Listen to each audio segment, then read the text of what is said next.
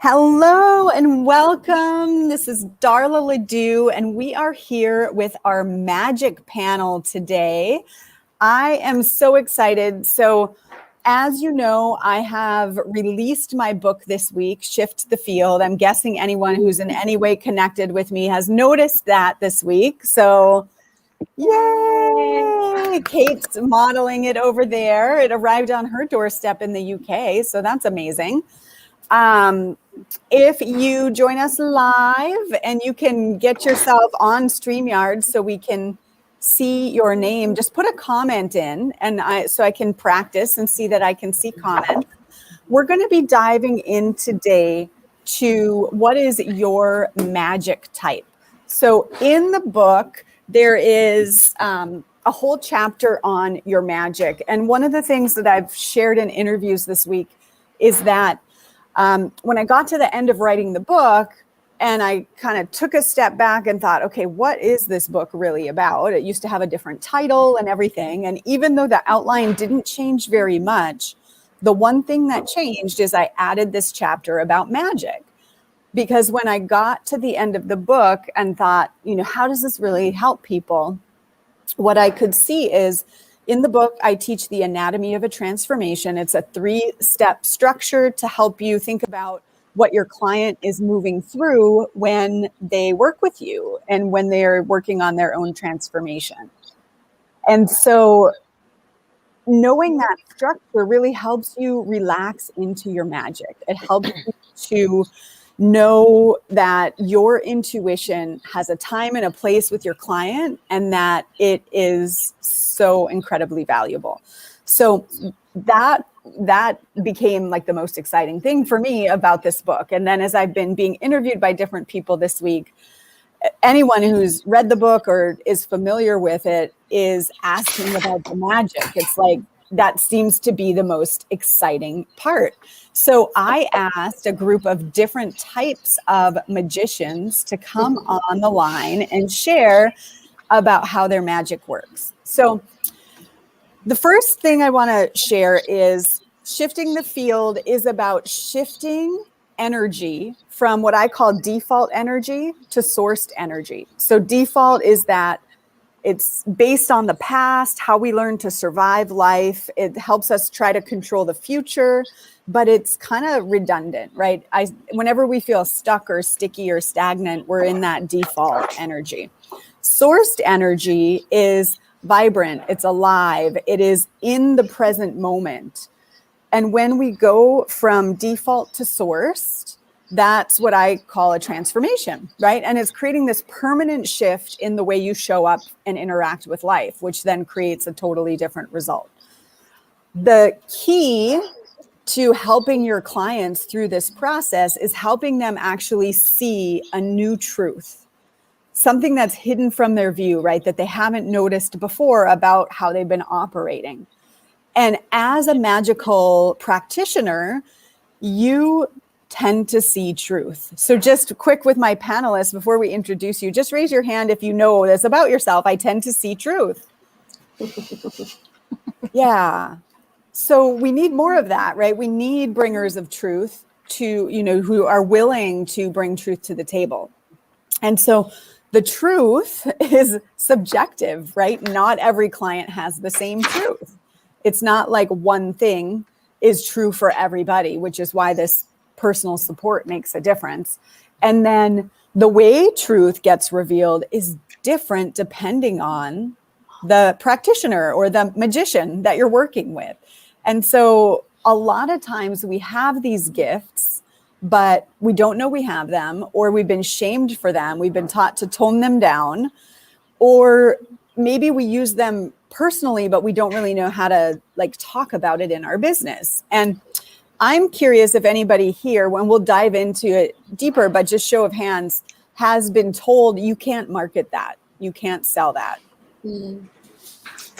Yeah, it's like, tone that down, right? And market something else. And so I would just want to bust that open here today. And that's one of my goals. So as everyone watching will see, we have 6 different types of magic represented here. And so while everyone here is most likely multi-magical, in other words, there are different ways that your intuition works. Most people resonate with a couple of them. We're going to speak from the specific magics today just to help our viewers get a sense of what, how theirs works. So we're going to first go around the room and just have each of you introduce yourself and share about what you do, right? What you're passionate about in your business and how your magic works. So we'll do that first. And I'll just say, I'm Darla Ledoux. I'm representing Compassion Magic. I relate, there's 3 of them that I feel I use the most. Compassion Magic has to do with healing with love and complete acceptance or complete non-judgment. So as anyone who's been around my work for a while knows, I've been passionate about retreats. And one of the reasons, I was unconscious competent about this, right? But one of the reasons I was so passionate about retreats is it's such an amazing space to hold that love and acceptance and that unconditional, presence with clients and with a group all at once. And, I was taught, just in picking things up, that's not that important, right? Like love, you can't sell love, right? And so I've had to learn that was valuable. And the way that I learned that was through retreats and watching what happened, but it wasn't always, obvious for me. So I'm going to go around the room in the way I see everybody, and I'm going to start with Meredith. So Meredith Fash is an expansion magician. Hi, I love this conversation and I love the book because it helped me name this magic that I have, that I was operating with, that I had no idea, and I was constantly diminishing. So I am a clarity coach. My company is called Pause Box, and I guide busy women on how to take meaningful breaks so that they can powerfully create their next chapter. And it never occurred to me that everything I do is all around possibility. It's all around creating a new vision, and it's about getting people past whatever their limiting beliefs are and into that kind of newer potential energy. And until I was actually named an expansion magician, I was like, oh, that makes total sense. So that's what I'm here representing. Yeah. Amazing. And so the expansion has this belief in abundance. It's like naturally looking at something and not seeing the limits, just seeing the possibility. And I'm curious, Meredith, one of the things I've noticed with expansion magicians is it's so much easier to do it for other people than themselves. Have you noticed this? Yeah, a lot. Yep. Yeah. I think that's true in all coaching.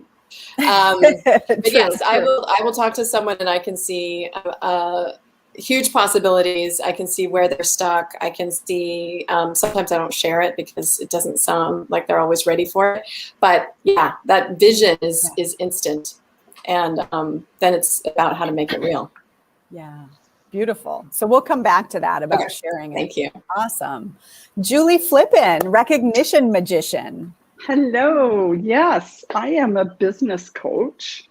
And I would just want to say, shift the field.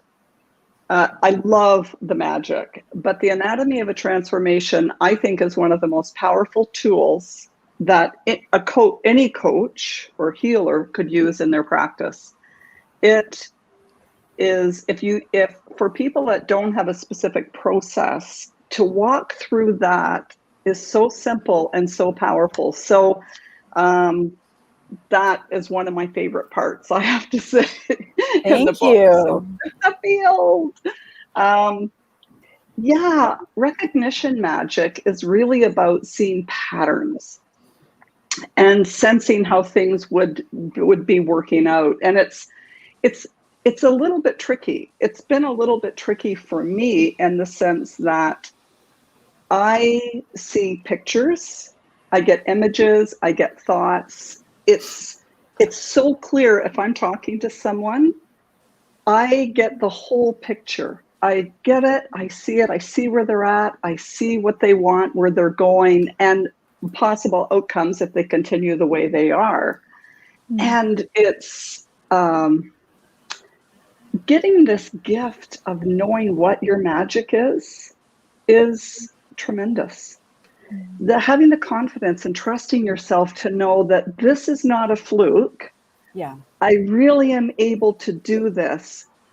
Has given me the opportunity to own it. As soon as I step into owning it, it's like coming online in a whole new way and going, oh my gosh, my family used to call me a knower. So, oh, you're such a knower. It's like, of course I am. I have recognition magic. But going from being a knower to a know-it-all, see, that's the defining time of learning how to be where my clients are at. Even though I see something, and Meredith said it beautifully, I can't just say, oh, this is what I see and that's it. Yeah. Really pacing and understanding that people don't see things the same way, and having the patience and using something like the anatomy to help bring them into a deeper level of truth so that they can move forward in their life and in their business. So good. So good. Yeah. And we're going to come back to this right timing. And I know you have a great story about like not using your magic. So we'll come back to that too. All right. Robin Finney is a sensation magician. Yes. And first of all, I want to see, can you all hear me? Yes. Yay. Okay, good. Yes, I'm Robin Finney. I'm an authenticity and intuitive guide, and I support others in being seen and really owning their authentic self and voice. And as a sensation magic, it's been quite a unique journey because I don't know, it's been new to me within the past few years that I've been recognizing it. And I mean, for most of my life, I thought that there was just something weird or wrong with me because I feel things in my body. And I literally can feel the pain of the world when I'm not conscious of protecting my energy. And it's like I can feel the weight and the heaviness when things are darker times, or if I'm working with clients before I knew more about my magic, I would just feel so drained afterwards. And now understanding my magic more, I'm able to really see that it's a gift. And like even last night, I was doing a clarity session with a client, and I was working through her chakras. And when I got to her heart, my left hand just started like vibrating and pulsing. And so afterwards I said, what showed up for you in your heart? And it was really cool to be able to know that my body is like supporting me in this work and supporting my clients in that way. Robin, I love that you shared that specific example. And again, we're going to come back to like, what was it like having that and not knowing and not owning it? So yeah, super good. So sensation magics feel it in their body. And if you're not aware of it, that can be real problematic. All right. So let's go to Kelly Reese, the vibration magician. Tell us a little bit about you and how your magic shows up. Thank you, Darla. Hi. Can you all hear me? Yeah. Okay. I'm Kelly. I am a certified leadership coach for spiritually minded female executives and established founders. And what I do is I transform exhausted executives into the unapologetic, soulful leaders that they're meant to be. And I have to say thank you, Darla, for writing this book. It took me years to figure out what you have so beautifully like laid out in the transformation process and just like hand it over. So it's really valuable. And thank you so much. Yeah, it's just beautiful. So had I had this book years ago, it would have been really helpful. So I'm glad that you That's the goal, to save some Exactly. time so we can get our magic rolling. Yeah. Yeah. I am a vibration magician, which I love the report that comes after the quiz. I was just like, amazing. So my primary language is energy. So basically when somebody communicates, I can see why they've attracted what they have into their life. I notice like connections, like I can see like, oh, here's why this is showing up. And I can go directly to like what's behind it.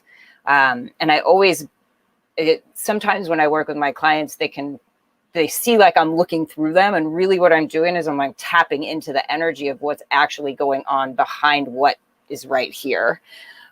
So I feel it, I can see it. One of the things you said in the report is that I can see the distinction between how I am in my life and what happens in my business. And I need to like keep my life really clean. And I was just like, yes, that's so accurate. So it can be challenging, right? Because other people maybe can get away with not always being in the highest. Yeah. Yes. Other people get away with stuff. And I would be like, okay, why can't I do that? And it was super validating to like get this information. And when you said in the beginning that, it's like, you were told I can't market that. Like when I tried to follow what the other people were teaching, I felt totally off. I felt out of alignment. It just felt gross. And it was like, no, this is not the right energy. And so it took me a while to actually understand that I need to understand my own vibration and how I show up and vibrate with what is, partners, potential partners, collaborations, that kind of thing, clients even. So. Yes. And is it ever hard to say no? Like maybe everybody else is going to an event because it's super popular and for some reason it's not vibing. Yeah. Yes. I've had to learn to trust it for sure. Yeah. Awesome. I love it. And I'm curious because I don't have this the way you described it. When you see through and you see, is it like, do you see like a matrix or like a, can you? No, I know some people who see grids. I don't see the grid. I see, God, I've never been asked this before. I feel the energy in my body of what they're feeling. So like I can drop into their energy, but then I can see like, sometimes I see if there's energies behind them, like if there's actual like figures behind them. But I see it, I feel it, and then I see it's like a clear picture. Like I want what's behind them, kind of like you're saying I need to keep my life clear. Yeah. I want what's behind them to be clear, and I can tap into like what's back there energetically, but then I hear the information coming through about like how to make that what's behind them clear. Very cool. I don't know if that makes sense at all, but perfect then. I need to describe that. Like, it's not always easy to describe what I do. Yeah, well, and that's part of why we're doing this, exactly, right? Because it is. Yeah. It's not easy to describe, and do we need to? And I believe personally that there's been a long run of sell them what they want, give them what they need. Let's not talk about this stuff, right? Just nobody wants to know your how, but we're becoming more sophisticated, and I do think really talking about it more is going to become more popular, right? And that we need to learn how to talk about it, and not necessarily all the details, right? I'm not saying like someone needs to know exactly that to work with you, but to really be seen in our gifts, right? Like I don't know if anyone else has experienced this, but I know I did, where I felt kind of like whatever I was saying out front, even if it was working, it just felt a little bit like, yeah, but there's so much more. And we can't say everything, but can we start to bring this forward a little bit more? So, and I think that's a great segue to Kate Wolf, who does mesmerizing messaging. Has a lot of thoughts on this subject too, but is an expression magician. So Kate, tell us a little bit about you. Yeah, what a wonderful segue. I was just thinking that myself. So I work with entrepreneurs who do really deep work that is hard to explain, and I help them to stop trying to explain it and then start, through correct alignment of their energy, how they're living and how they're showing up and yes, what they're saying, but more importantly, how they're showing up, with all of them, right? The energy behind what they're saying to attract clients who want their deepest, truest work, so that they don't have to hide their true magic, and so that they get to do their real work because they've attracted the clients that have put their hands up and gone, yes, please, I want that. I'm at a certain level of my journey where I understand it's no longer about strategy and how to, and I have enough of that, and there's something missing, and I'm up for that. I'm up for that journey. And I call it transformational marketing as opposed to transactional marketing. So instead of you give me this amount of money and I give you this result, and what's the ROI, and it's very heady. It's a collaboration, and it's a way of taking your marketing, which you have to do anyway to grow your business, and elevating it so that actually you are doing your world-shaping work on a big platform. And some of those people may never even become your clients, but you're still impacting their lives. And it really becomes about elevating your positioning so that you're not just, in the transactional space, but you're using your transformational magic in your marketing. Yes. So Kate, I think it's so fascinating. As an expression magician, one of the things that I see is expression magicians can have the hardest time marketing. Mm-hmm. So talk a little bit about what an expression magician is and how it works. Yes. So first of all, absolutely. And part of the reason I do what I do is because it was so hard for me for so many years. And what I realized is because the expression magician is so in the moment and responding to what's happening and really just channeling the energy in the moment, which is what I just did, by the way. I have no idea pretty much what I just said. And so it's very, very hard to repeat yourself as an expression magician. So all the traditional marketing teachings, which make you kind of pin down your elevator pitch, and how you introduce yourself and what you say about your work, is really hard because it's all head based, right? And so I first experienced, and now a lot of my clients experience, this feeling of not knowing what you do, when really you really, really do, and you're brilliant at it. I've never doubted, when someone is a client, that's it. I've never had doubt. I've never had fear. I know I can create epic transformation. My fears were always in the pre-stage, right? The marketing, the selling, and not knowing what to say, and believing it was because I didn't have the clarity. But it wasn't. It was just that as an expression magician, my understanding or my experience of clarity is different to how it's talked about. And so what I found, and what I always encourage all expression magicians to do, is always watch back everything. Watch your lives, watch your sessions with your clients. If you really don't have the time to do that, get them transcribed and read them, because you do know, and you've already said it probably about 50 times. Yeah. And it's for someone, right? Which is why I always make sure I have a coach, because I need someone else drawing out my expression magic. Yes.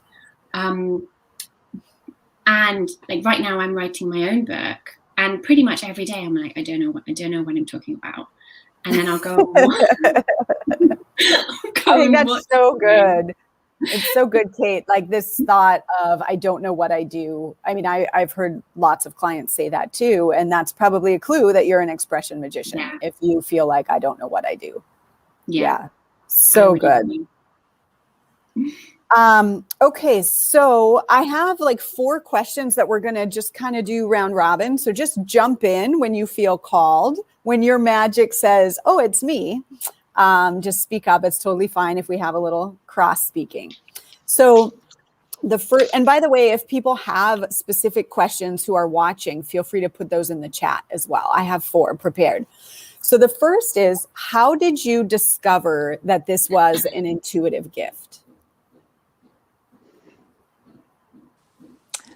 I'll jump in and say that my recognition coach, Julie, is the one who recognized it in me. And I remember, I don't know if this was after I did a year-long program with Darla and Julie. And I remember, I think it was before I even signed on, Julie was just like, I know you have these abilities. I see it. I can see it so clearly. And to me, it was just like, well, I don't know what you're talking about, but I trusted. There was something that my intuition was like, trust her. She knows. And so it's cool to see, like, looking back now, how Julie's magic came into play with me stepping into my magic.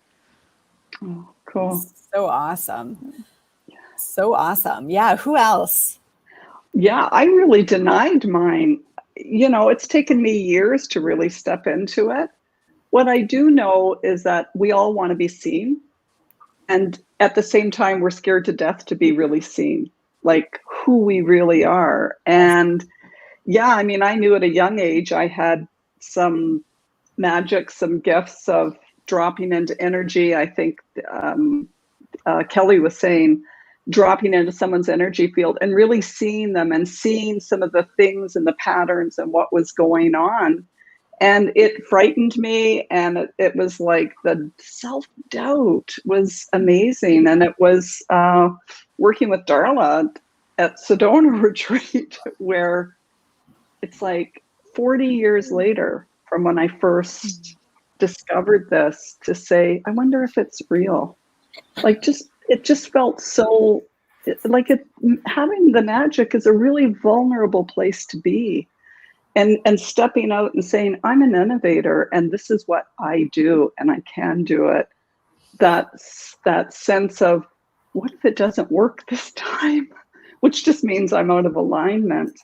And so it's, for me. Ooh, I want to add something, Julie. So Sure. What if it doesn't work this time? Means I'm out of alignment, maybe, or that the client is, right? Yes. And this, I Yes. just want to, this goes across all of them. So I do sessions that are very compassion sensation combination. And I've had one client where I was like, I'm not getting anything, right? Like I scan the body and feel into the chakras, and I usually get a feeling in my body. I get an awareness of some past energy or whatever.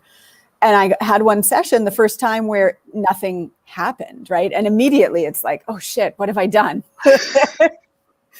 And then I took a breath and I'm like, okay, why, right? And really what needed to happen in that session was really to uncover where even the lack of safety was, to be open enough to be read.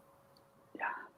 I'm so glad that happened to you, because you know the exact same thing happened to me. I was doing an online reading and it's like, it doesn't work. I'm not getting anything. And Darla said to me, I wonder if they're blocking something. Like, they knew I was doing the reading. It's always with permission. And it was like, oh, that never occurred to me. And as soon as I knew that, it dropped and I was able to drop in and get everything. But that's such a great point. Yeah. Can I offer a total contrast to that? Yes. Because I think expansion magic is kind of the most socially acceptable magic. Yeah. Right? It's like almost main street sort of magic. So because I came from corporate, I was using my expansion magic all the time. And it was at some point very celebrated because I could create and expand any idea. And a lot of times it was politically very difficult because a lot of people wanted to keep things status quo. So just constantly rubbing up against, but there's this amazing way, and a lot of people just like resistance. So I've had to learn that that's not me, that negativity and that resistance and that we don't see it. I would just walk around going, there's something wrong with me, right? Because I'm just going to default to that. And I realized in my own upbringing, I came from Salt Lake City, Utah, which is an incredibly conservative culture when it comes to what can women do or what can anyone do.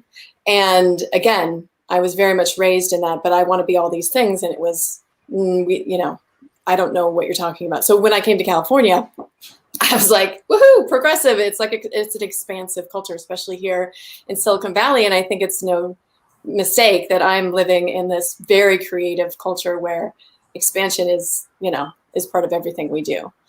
So that's been my experience. And then only until it was named through your work, Darla, did I realize, oh, I'm really at home here and I can really claim this and I can help others take their journey through this. I'm getting something from that, the way you shared that, other people saying, well, we don't see it. And you see it so clearly, like how it could be more or bigger.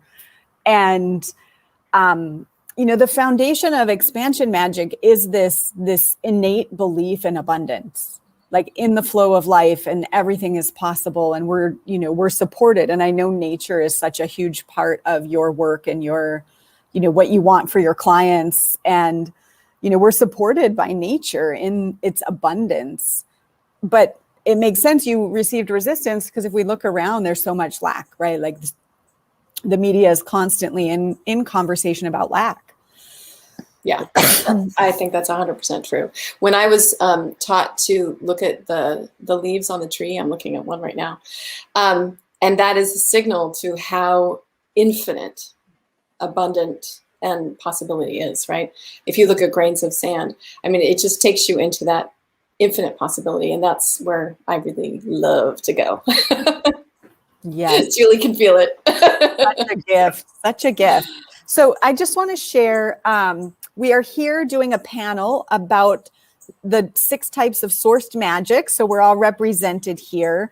There's a chapter in my new book, Shift the Field, if you haven't gotten it. And you can go to shiftthefield.com and put in your info. And I'm actually gifting a bunch of gifts to help you apply what's in the book. So we're covering the different types of magic, and the book is about the anatomy of a transformation, which helps magical light workers to relax and lean more into their work because they're supported in this structure. And so we're halfway through here. If you guys have questions, pop them in the chat. I have 3 more, and then we'll have everybody here share where you can learn more about them as well. So this, I think this kind of got touched on, but how have you doubted your magic in the past? Kelly. I have totally doubted. I haven't always seen it as a gift, that's for sure. And, when I doubt it, I have doubted it to the point where it's become painful and has zapped my health, my exhaustion, my energy. Which is why I do the work that I do now with the women that I work with who are exhausted. A lot of times there's pieces that are out of alignment. And when I was in my former career, we've talked about this some, Darla, like I knew the vibration of that place. I would feel physically ill when I would go to the office, and I would feel like I was going in a battle every day, but I was like, I got to show up. I got to do this. I got to, I signed a contract and I have to be there for this organization. And I believed I had to hold that space and that energy for a $34 million organization, which takes a lot of energy.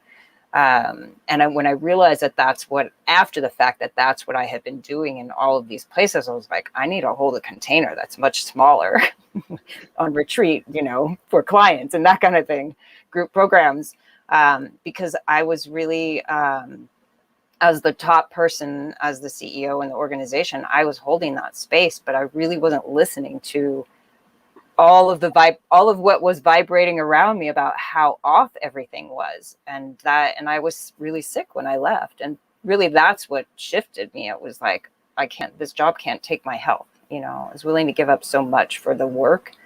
But when it was my health, it was like, no, but I didn't listen, and I doubted. I could have listened a lot sooner before it was really painful. Well, did you think it was just you? Like there was something with you as opposed to that the organization was off? Yeah. I knew there were people who I did not resonate with in that organization. It was abundant. It was very apparent. But yeah, I looked at what I always say is, in my book, I said I tried really hard to fit my round peg into that, square opening, and it was just like, oh, I'm going to jam it in there. And so yeah. I was talking with someone who's a vibration magician, and it was like, what she experienced is where she grew up, she just felt like she didn't fit, right? But those were the only people she knew. And so the conclusion she made was something was wrong with her, and that she was just like socially inept.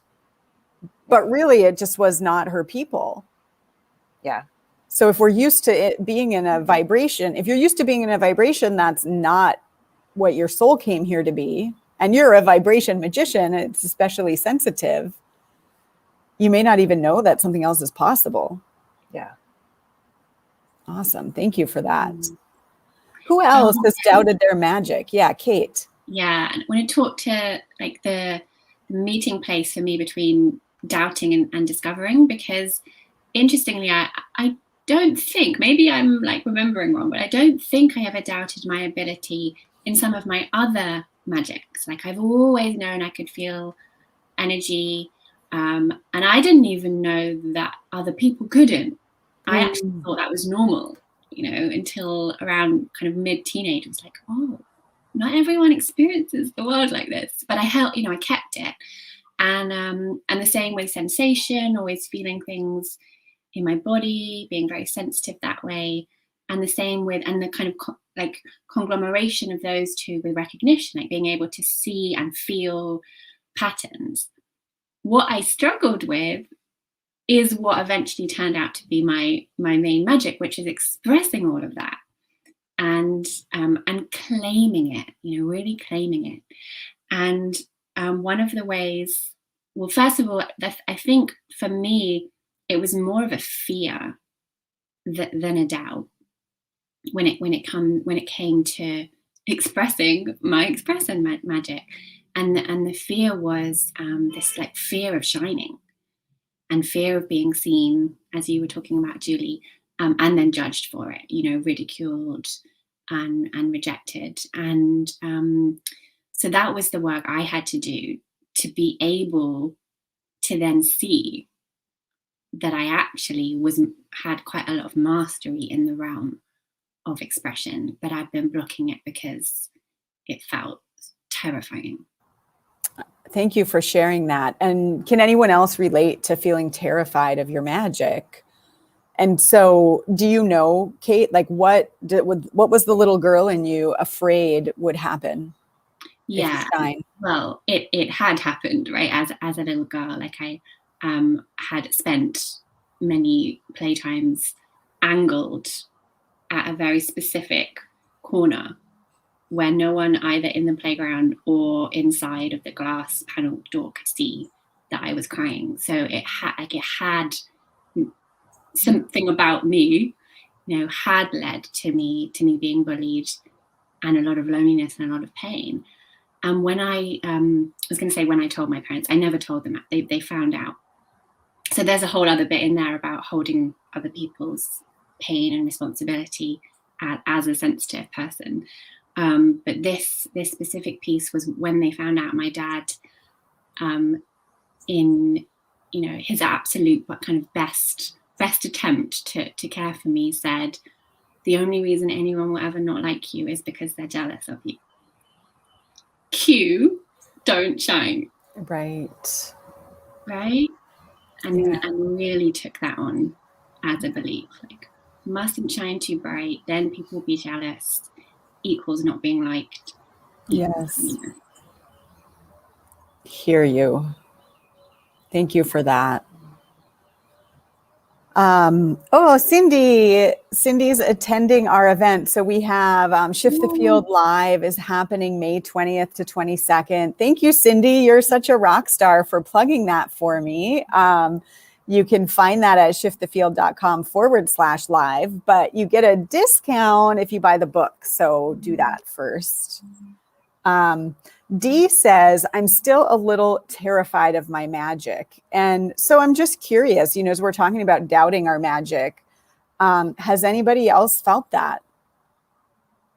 Robin, yeah. Yeah, it's interesting because I related a lot to what Kate just shared and being like highly sensitive and really feeling. And as a child, I grew up in a really tumultuous environment, and the way I would cope was hide. I would go and hide, and I didn't realize at the time that that was my way of like actually protecting myself. And as an adult and a world traveler, I've been traveling the world by myself for the past 3 years, and I've just told people, I'm like, oh, I have good experiences when I travel, and I'm always protected and safe. And it's just like this deep knowing I have within me. And I sense like my body will tell me if a person is not someone I should engage with, or if I'm walking down a street, my body will like signal to me, like, you know what, don't turn down that street. Keep going this way. And so for a while it terrified me to share that, because I was like, one, I thought that other people experience this as well. And so I was always kind of like, why are people so afraid to travel? You just tune into your body will tell you. And then it wasn't until I started understanding my magic more that I really got that, like, no, this is actually a unique gift that I possess. And then it kind of terrified me, because I was like, oh, I can't go out promoting this, because what if somebody, like, what if I have a client that I design a trip for, goes on a trip with me, and then something bad happens to them because I've put this out there that they're protected and safe.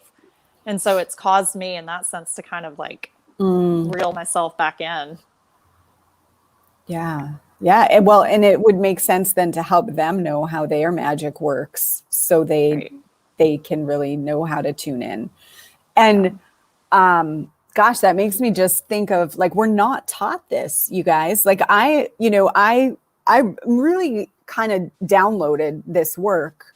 I got the hit to create a framework, and that's part of what I do, because I have the engineering background and how my brain works, is like to see something that seems amorphous and put it in a framework.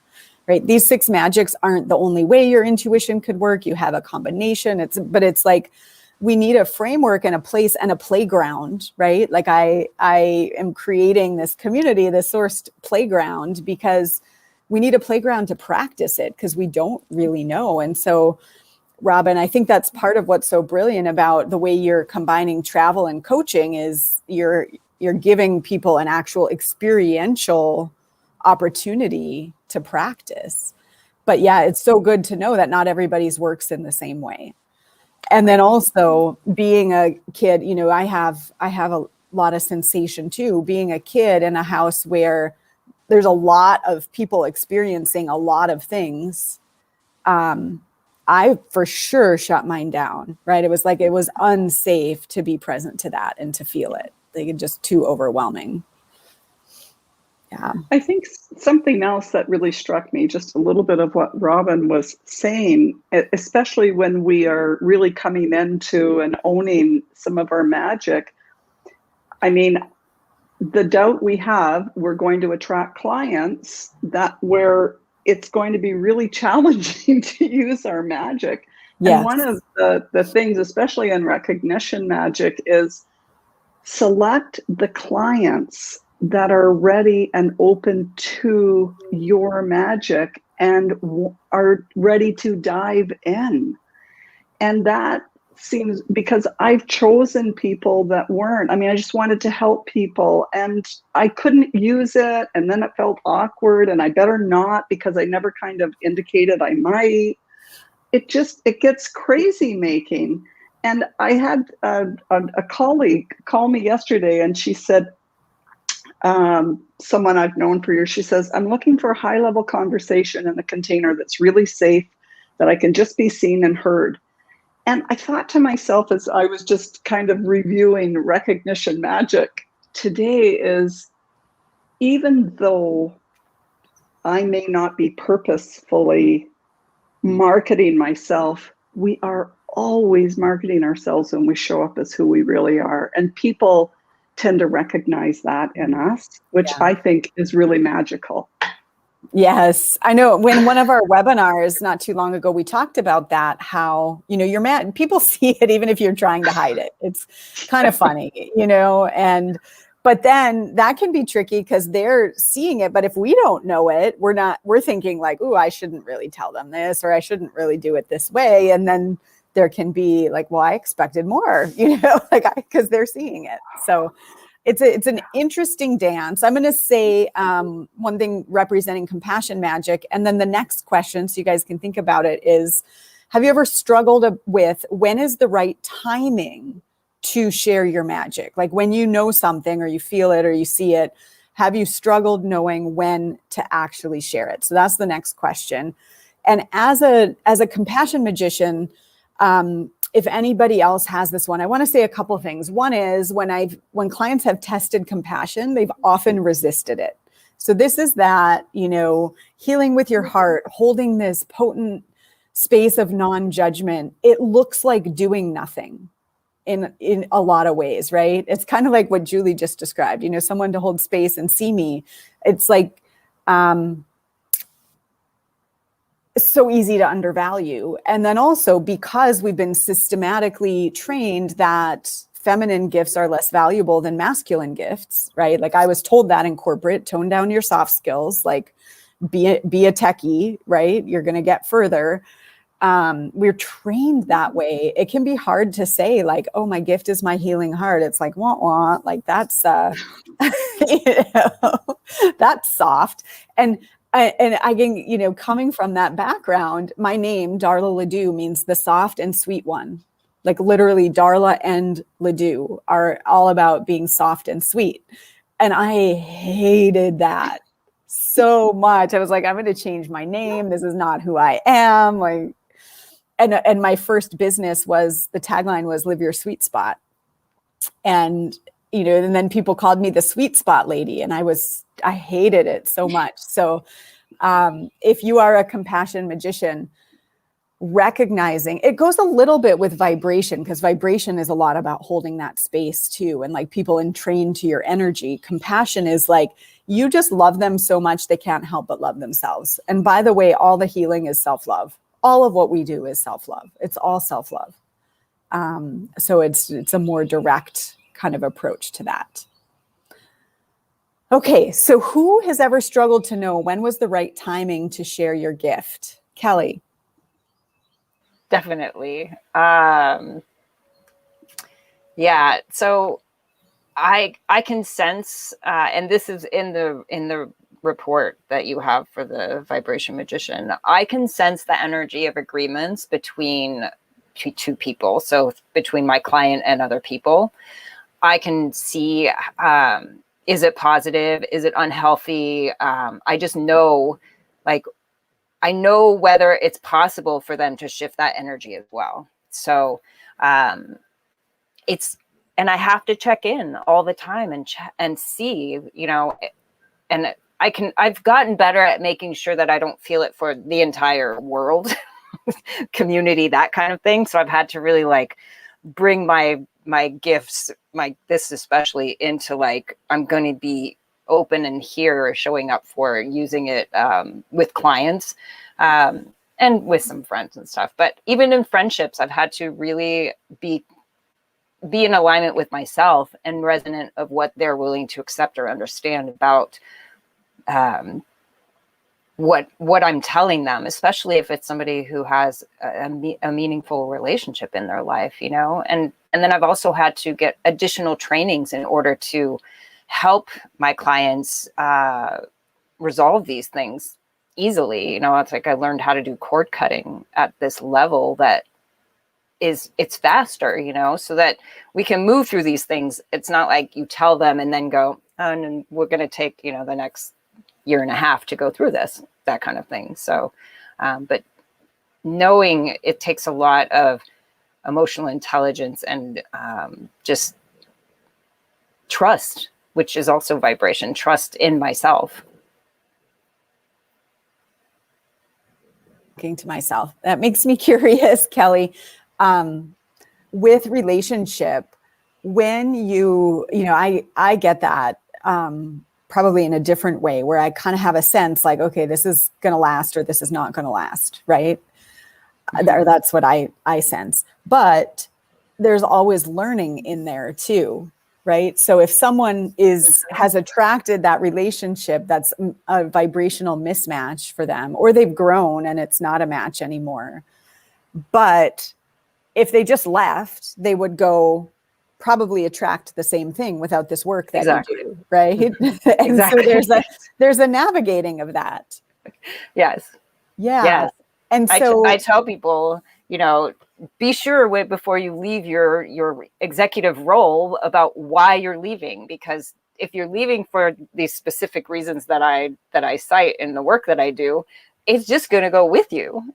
yeah. So you'll attract another vibrational, match, and Yes. you'll also show up in the same vibration that you are until you can clear the things that are sitting there that you can't necessarily see, but you certainly feel. Exactly.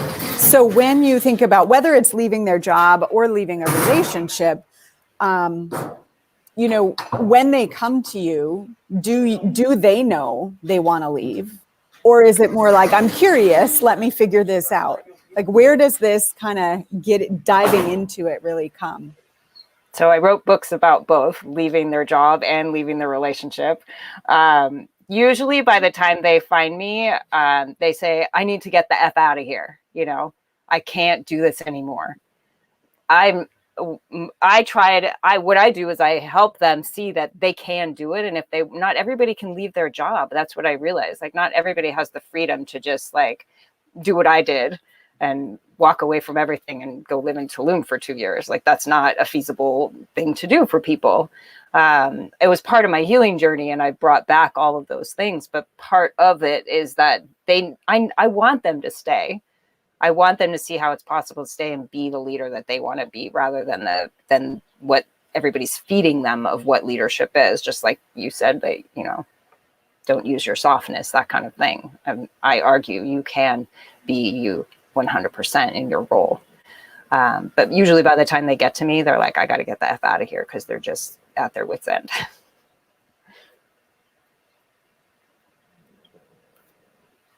You're muted, Dala. We're getting to the top of the hour. Do any panelists need to pop off at the top of the hour if we go just a couple minutes? Okay. Because I have one more question. I did want to see, did anyone feel pulled to answer that about the timing, like knowing the right timing to give your gift? Yeah, I do. And I love that you brought forth this idea, Dala, about it.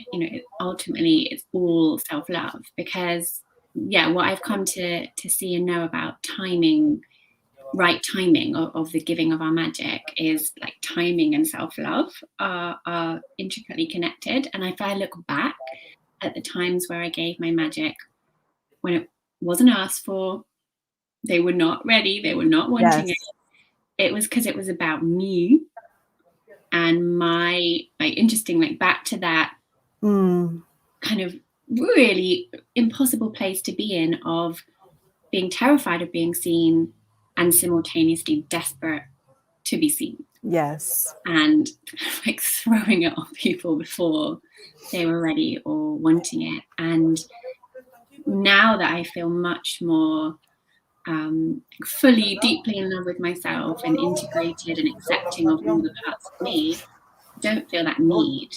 So it's much more easy for me to use my intuition to tell me when to share my intuition and when not to. Seems so obvious, right? Now.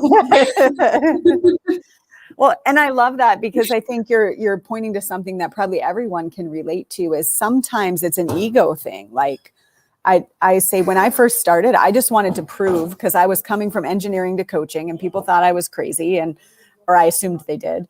And so I wanted to prove like this was great and it would help everybody. And I knew a lot of things and it would be amazing. And so there was this energy of trying to figure it out and tell.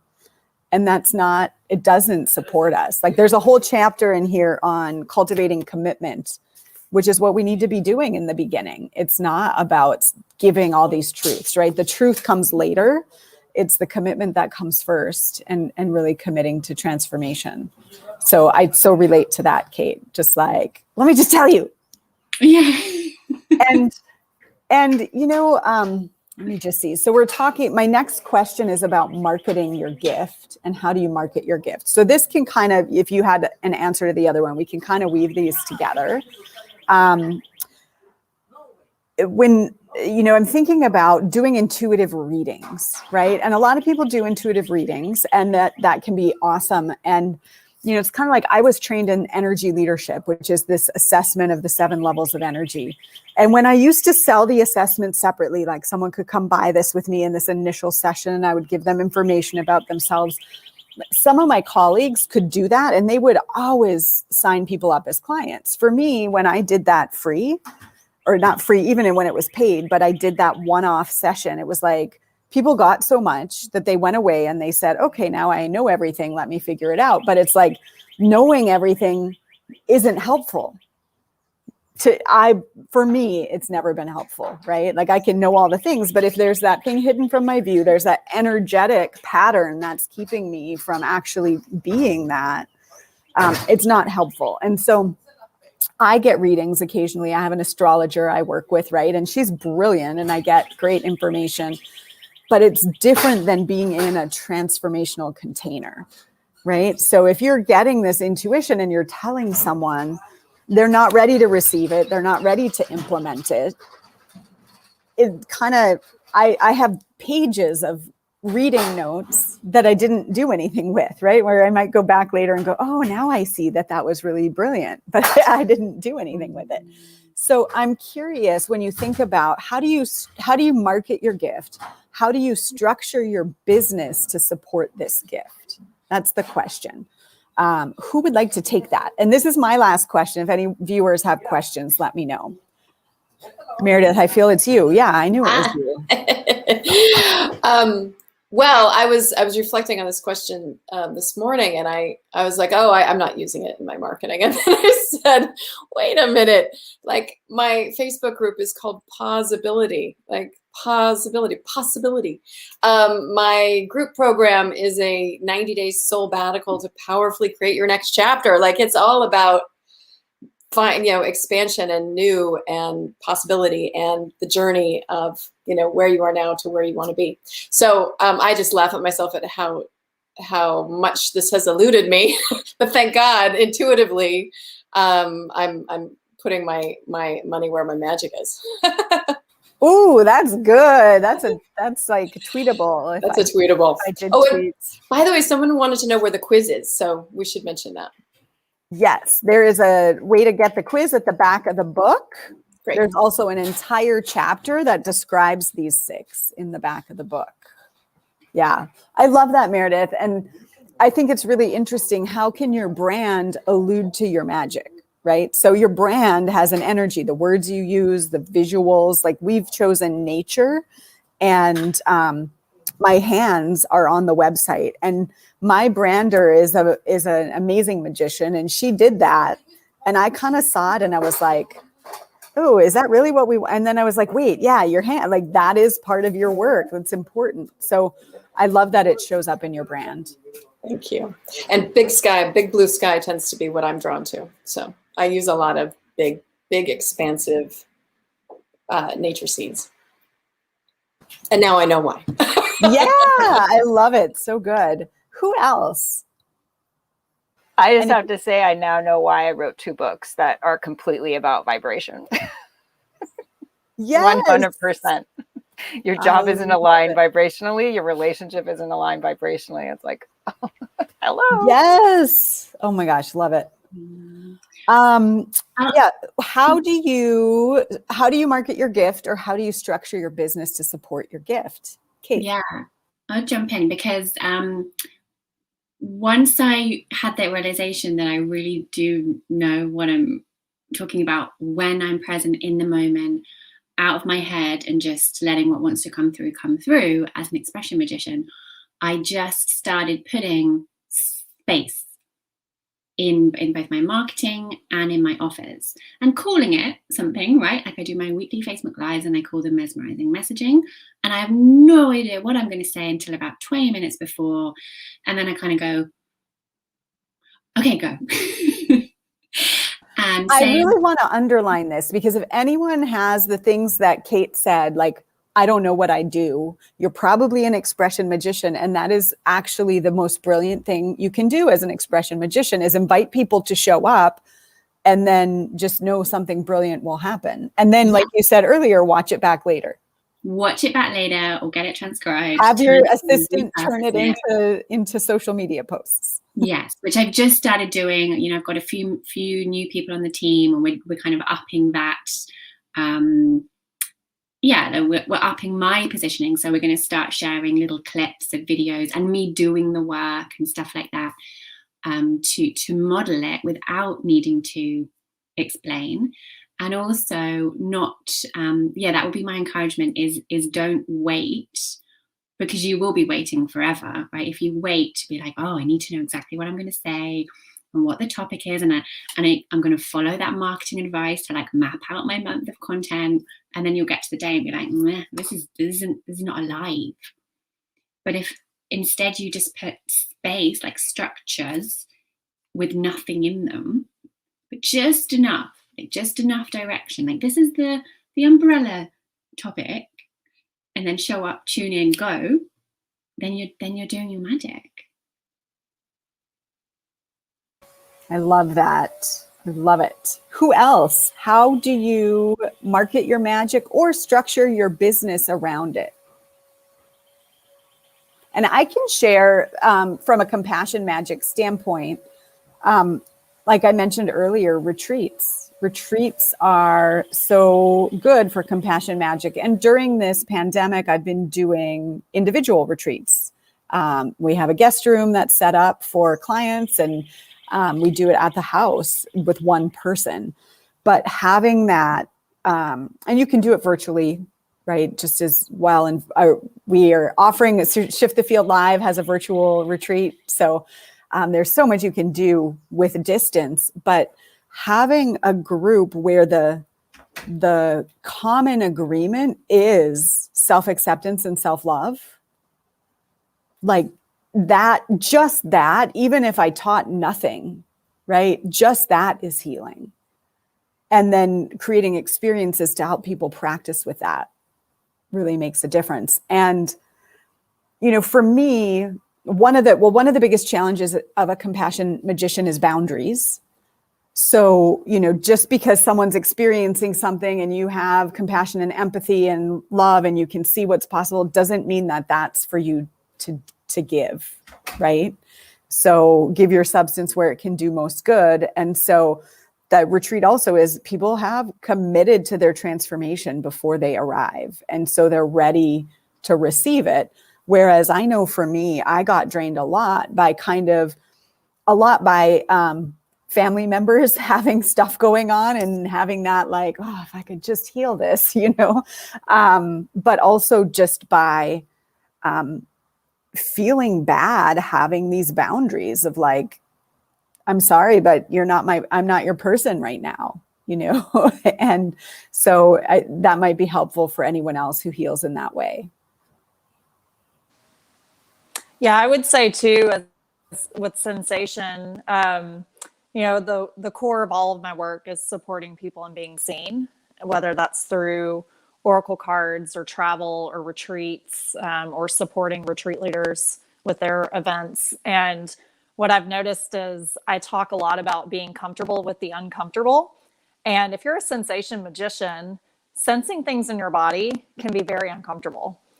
And it's learning to see like, oh, wait, this is actually a gift. And now I'm like actually very comfortable when my body signals something to me. And I know whether it's safe or not, or whether it's like giving me information about another person and something to download to one of my clients and share in that way. And so it's been cool to see that it's like, I've just been, for the past couple of years, it's like, I've been getting these intuitive hits to like put this information out and put it on my website and speak it and not really know why. And now it's like coming full circle and I'm seeing, I'm like, oh, that's so interesting that it's all aligned in that way. Such a great question to ask for a sensation magician. And this is the most closely aligned with what we would call empath, right? Everybody here is an empath, but it's like in the body. is this mine or is it someone else's? Is this mine or is it someone else's? And if it's someone else's, why am I experiencing it, right? And so you might be experiencing it because you haven't been doing your own hygiene and setting those boundaries. And, one of the things I've been doing as a tool for the last little while is a lot of Qigong, specifically for clearing my own body of other energies and my own energies. And then if it is someone else's, what am I to do with it, right? Because going and telling someone, do you have a stomach ache, or what is going on with your hip or whatever, like that's also not appropriate, right? So there's that next level of intuition of why am I getting this, and maybe that person is meant to be your client, they're considering it, and you're like, oh, I know what's going on. But that doesn't mean you go tell them, right? And this is, it's consent. It's providing the right level of support. Kate, I was sharing with my team what you had said about the dream you had about the guy who was telling someone their pain was an illusion and they were in pain, and like that's not appropriate or healthy. And so we've got to learn how to invite people in, how to know that your magic will show up right on time when they're there, and to trust that process. Like we get hung up on the brain has to figure it all out. I think Kate talked earlier about head knowing, right? We get hung up on that and we think our client needs that. And one of the things I've found is the less I care about that, the less my clients care about that. Like they really don't. But it's our traditional culture to figure everything out. And one thing I'd like to say for any of the people out there that identify as a recognition magician is, and because marketing is a challenge in this sense, we see patterns and we see things finished. So for my business, for example, I might say, oh, I see all this, it's already happened. For me to go back, it's painstaking to now I've got to slow it all down and market it. And so for a recognition magician, it's good to have a team to bring someone on that's going to do that, because it slows my energy down so much for myself, because I just want to be here where it's all, I already see it. It's done. You see, it's already done. So Julie, that's so good. That's so helpful. Yeah. So for recognition, it's like just the visualizing of it. There's the joy, right? And then, okay, the joy is done, but now I have to actually go implement it. So if you've ever had that where you're like frustrated at, I get that, like bogged down in the details, and it's like, no, like this just needs to happen. Isn't that just obvious? Yeah, so exactly. Don't you recognize that that's exactly, and I experienced that in corporate when Kelly was talking about corporate earlier. Yeah. That's what I experienced. It's like, isn't it obvious? Like, why are we still talking about this next? And it's the danger of even talking in the marketing about things like that. It can be with each of us and all of our magics, there's the pitfalls within how we market ourselves. And so, but that's one of the things I recognize in my recognition magic is it's a pitfall for me. And we're back to timing again, because a lot of times you can see so far ahead and you think, I need to do this now. And for me, I think, oh my gosh, I'm ahead. Like I got to get this out so I can be ahead. And it's like, people don't want you to be ahead. Way ahead. You really don't need to be ahead. Way ahead. Yeah. Right on time is perfect. Like you can afford to let it take time and get the team to do it. And even if you think like, oh, I thought of that 2 years ago and we're just marketing it now, it's going to be right on time. It really is. That's such a good point. Okay, so let's wrap this up with how can people learn more about you? Meredith. Hello. People can come to my website. It's www.pauseboxco.com. And I have a cool energy quiz, a very different kind of energy quiz than yours, but a really good one to kind of help you align yourself out of hustle and struggle and back into that golden energy. So it's really aimed for the people who are super busy and tired of, having their energy be all over the place. So that quiz is on my site. I'd love to see you there. Yeah, and get it now because I know you're filling a group right now. You have a few spots left. Starts on Tuesday. I've got 2 spots left. If you are in transition and you're ready to step into your next chapter, I am here to help hold that container and give you the skills and support. Nice. And Julie, how can people find you? Well, I'm in a really... Do you even know? I'm in such this lovely spot of kind of redefining myself. Hey, Julie, Meredith has a program for that. There you go. But I do have a website. It's smallbusinesssavvy.com, or they could drop me an email, julie@smallbusinesssavvy.com. But I am reinventing myself to a degree right now. So. Yes, beautiful. Yeah, Julie has been a part of the Sourced team. She's been our lead coach for the last 2 years and, has been a huge part in helping me develop this work and holding space for our clients. So awesome. Thank you. Robin, how can people find you? Yes, you can visit my website or find me on social at Wandering Ant, and that's AUNT. And follow me on Instagram. That's where I'm most lively, as well as Facebook. And I'm so excited that travel is kind of starting to pick up again. So if you're ready to go on an epic journey with me and be seen through photo shoots and step into confidence, then reach out to me. I'm ready. I'm so eager to travel. So reach out to me. Nice. Great. And Kelly, how about you? Thank you. I can be found at kellyreese.com, and I also have a free grounding guide there that helps you to learn 3 powerful practices for grounding your energy, which will get you back into vibration and out of your head so you can actually find your direction and path forward. Beautiful. Out of your head is amazing. Kate, how can people find you? So you can go to my website, which is my name, katewolf.global. And then if the bit we were talking about the terror, if that really resonates, I have a guide called Moving Through Fear, which is at my website and then /move through fear. And, in terms of being an expressive magician, one of my main things is teaching storytelling to other magicians, right? How to market your healing gifts through story.